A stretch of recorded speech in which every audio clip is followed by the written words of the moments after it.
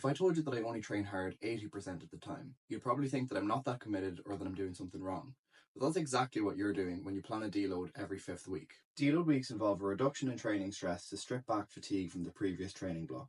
They're a great way of shedding fatigue quickly so you can get back to doing more productive training.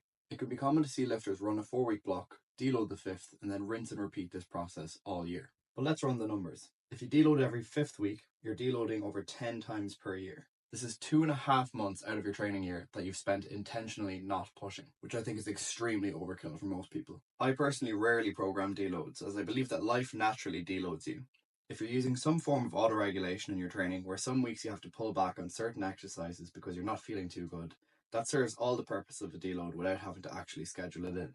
Deloading also creates a culture where lifters feel like they're allowed to max out every 4th week, because what does it matter? We're deloading next week, right? I believe in creating training momentum across blocks. Each training block should start off easy and get progressively harder as the block goes on. At the beginning of each training block, we take 1 step back in order to take 2 steps forward. This is how we create good training. So ditch the scheduled deloads and use them on more of a when needed basis. You'll make far more progress in the long term. If you're unsure of how to structure your training to get your progress moving again, comment the word program on this video and I'll send you my free 9-week plan.